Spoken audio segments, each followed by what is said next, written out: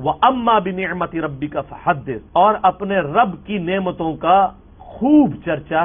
اور یہ ظاہر ہے کہ پیغمبر کی خوبی ہوتی ہے کہ اللہ کی نعمتوں کا وہ چرچا کرتا ہے کہ مجھ پہ اللہ کا یہ فضل ہے. ھذا من فضل ربی، تو آپ اپنے رب کی نعمتوں کا خوب چرچا کی. یہی آیت ہمارے بریلوی بھائیوں اور اہل تشیع بھائیوں کی طرف سے کوٹ کرتے ہیں. میلاد جب وہ منانا شروع کرتے ہیں نا، اور اس میں جھنڈیاں اور یہ سب کچھ، وہ کہتے ہیں قرآن میں آیا کہ اپنے رب کی نعمتوں کا خوب چرچا کرو. تو اس کائنات میں تو ہم پہ سب سے بڑی نعمت اللہ کی جو ہے وہ محمد رسول اللہ ہے صلی اللہ علیہ وآلہ وسلم. لقد من اللہ علی المؤمنین اذ بعث فیہم رسولا، بے شک اللہ کا احسان ہے کہ انہی میں سے ایک رسول ان میں مبعوث کیا گیا. اللہ کا یہ اتنی بڑی نعمت ہے، اس پہ کوئی شک نہیں ہے. تو میں نے اس پہ پھر کہا تھا کہ اس نعمت جو سب سے بڑی نعمت ہے، اس کو منانے کا طریقہ بھی اللہ کے نبی نے ضرور بتایا ہوگا. جب اتنی بڑی چیز ہے تو اس کا طریقہ آپ کے مولویوں کو تو ایجاد کرنے کی ضرورت نہیں ہے. تو پہلے تو ہم الزامی جواب کے طور پہ شروع کرتے ہیں کہ بتائیں کہ محمد اور آل محمد اور اصحاب محمد علیہ السلام اجمعین انہوں نے کون سی جھنڈیاں لگا کے تو میلاد منایا، کون سے جلوس نکالے. چلے لائٹنگ تو آج کے زمانے کی ہے، لیکن جھنڈیاں، جھنڈے، جلوس، یہ سارے معاملات اس زمانے میں بھی ہو سکتے تھے. مولا علی کے ہر سال میلاد مناتے تھے اس طریقے پہ جس طرح آپ مناتے ہیں. تو وہ فوراً چیٹا جواب بھی آپ کو دیں گے، وہ کہیں گے یہ تو بعد میں شروع ہے. جو چیز دین میں بعد میں شروع ہو اس کو نہ کرنے والے پر کس طریقے سے کاؤنٹ کی جا سکتی ہے. یہ خود مانتے ہیں کہ 8ویں صدی ہجری میں حضور علیہ السلام کی وفات کے 800 سال کے بعد یہ مروجہ جو یہ سلسلہ میلاد منانے کا شروع ہے. پہلے 800 سالوں میں تو یہ نہیں ہوتا تھا.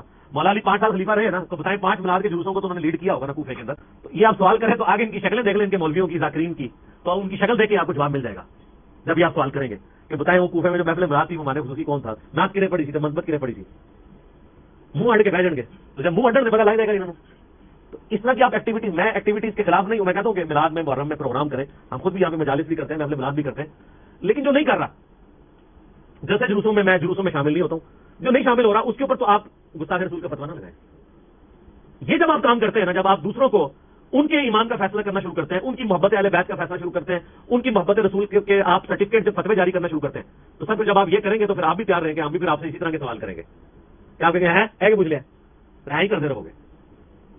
تو میلاد شریف کا مہینہ، وہ اما بنعمت ربک فحدث، اے نبی آپ اپنے رب کی نعمتوں کا خوب چرچا کریں. اس کا ایک طریقہ صحیح مسلم میں ہے. آپ علیہ السلام سوموار کا روزہ رکھتے تھے. پوچھا کہ آپ پیر کا روزہ کیوں رکھتے ہیں؟ فرمایا فیہ ولدت وفیہ انزل علیہ، اس دن میری پیدائش ہوئی اور اس دن مجھ پہ قرآن کی وحی پہلی دفعہ نازل ہوئی، تو میں اس پہ خوشی کے اظہار کے لیے، یعنی جشن قرآن اور جشن مصطفیٰ صلی اللہ علیہ وآلہ وسلم آپ علیہ السلام سال بعد نہیں مناتے تھے، ہر ہفتے مناتے تھے اور پیر کا روزہ رکھ کے. اب رہا یہ جو امت نے جو چیز ایکسیپٹ کی ہے اجماع کے طور پہ، وہ بھی بالکل ٹھیک ہے. مستدرک علاقے میں حدیث ہے میری امت کبھی بھی گمراہی پہ جمع نہیں ہوگی. یعنی پوری امت اگر کوئی کام کر رہی ہو، امت کا ایک گروہ نہیں، پوری امت کم از کم اتنی بات پہ متفق ہے کہ میلاد کے مہینے میں نبی صلی اللہ علیہ وسلم کا ذکر خیر ہونا چاہیے.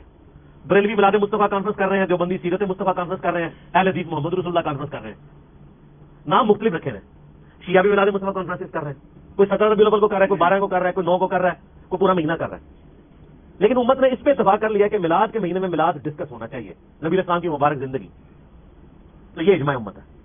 سنن طبرانی میں صحیح سند سے عبداللہ بن مسعود کا قول ہے کہ جس کو امت اچھا سمجھنا شروع کر دے، امت کا ایک گروہ نہیں، پوری امت، وہ اللہ کے نزدیک بھی اچھا ہے. اب پوری امت اس پہ قائل نہیں ہے کہ آپ میلاد کے موقع پہ ڈول ڈمکے کریں اور مکے مدینے کے ماڈل بنا کے ان کے سامنے دعائیں کریں اور تو مردوں کا اختلاط ہو. یہ ایک فرقہ ہی اس کو لے کے چل رہا ہے، پوری امت نہیں اس کو مانتی، پوری امت. اسی طریقے سے محرم کے مہینے میں پوری امت اس پہ متفق ہے کہ محرم کے مہینے میں اہل بیت کا ذکر ہونا چاہیے. تو جو لوگ قائل نہیں تھے وہ بھی اب دیکھا دیکھی شروع ہو گئے، چاہے وہ فضائل معاویہ بیان کرتے ہیں محرم میں.